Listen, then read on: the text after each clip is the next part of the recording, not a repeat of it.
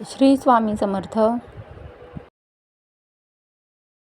आज आपण साध्या सोप्या पद्धतीने झणझणीत अशी ओल्या हरभऱ्याची भाजी बनवणार आहोत. तर त्यासाठी आपल्याला सगळ्यात आधी एका कढईमध्ये तेल गरम करून घ्यायचं आहे. तेल गरम झाले की त्यामध्ये आपल्याला एक बारीक चिरलेला कांदा टाकून घ्यायचा आहे.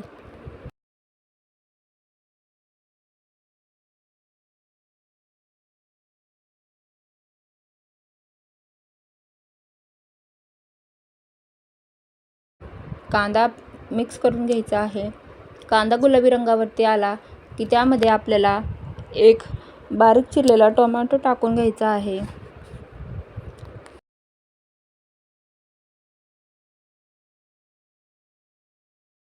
तुम्ही कधी अशी ओल्या हरभऱ्याची भाजी बनवलेली आहे का? अशी ओल्या हरभऱ्याची भाजी चपातीसोबत किंवा भातासोबत खायला अतिशय चवदार लागते.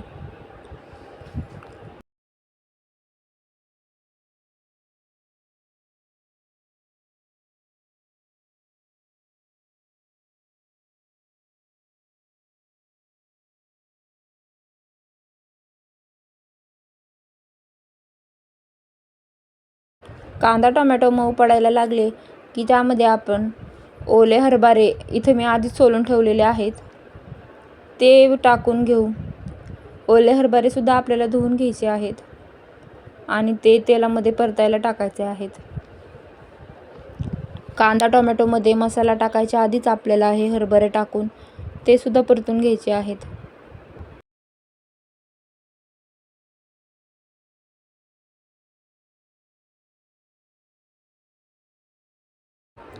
ओले हरभरे परतून झाले की मग त्यामध्ये आपल्याला पाव चमचा हळद टाकायची आहे. 1 ते 1.5 चमचा घरगुती लाल तिखट टाकायचं आहे. इथं मी फक्त घरगुती लाल तिखटच घेतलेला आहे, दुसरा कोणताच बाहेरचा मसाला वापरलेला नाही.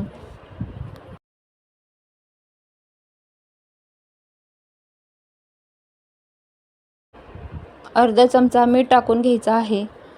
तुम्ही तुमच्या आवडीनुसार तिखट कमी जास्त करू शकता.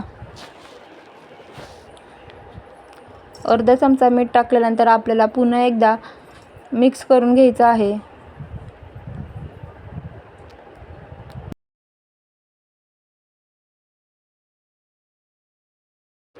आता आपण तेल सुटेपर्यंत बारीक गॅसवरती फोडणी परतू देऊ.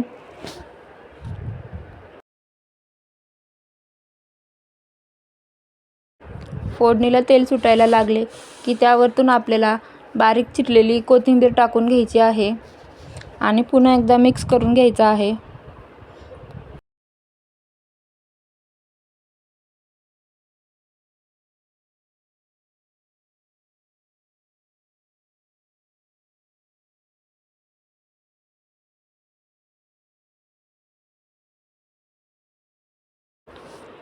इथं मी 1 चमचा शेंगदाण्याचा कूट टाकून घेत आहे.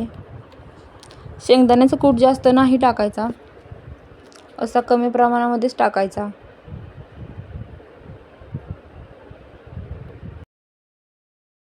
शेंगदाण्याचा कूट टाकून झाल्यानंतर थोडं पाणी टाकून आपल्याला पुन्हा एकदा मिक्स करून घ्यायचं आहे.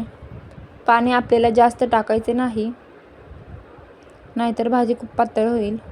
आपल्याला ग्रेव्हीमध्ये भाजी बनवायची आहे म्हणून थोडंसंच पाणी टाकायचं.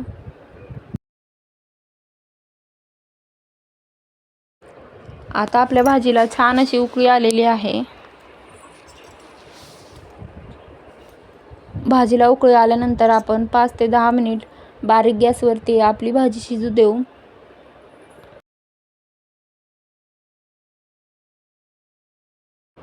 जर तुम्हाला हवं असल्यास तर तुम्ही हे हरभरे आधी उकडून आणि मग त्याची भाजी करू शकता.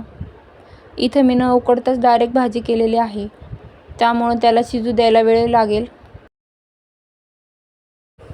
आपण त्यामुळं 10 मिनिट बारीक गॅसवरती भाजी शिजू देऊ, म्हणजे आपला हरभरा मऊ पडेल. तुम्ही बघू शकता आपल्या भाजीला किती छान असे कट आलेला आहे. जास्त पातळही नाही आणि एकदम सुकी नाही अशी ग्रेव्ही टाईपमध्ये आपली भाजी बनवून तयार झालेली आहे. ही भाजी तुम्ही चपातीसोबत खाऊ शकता. रेसिपी आवडल्यास लाईक करा.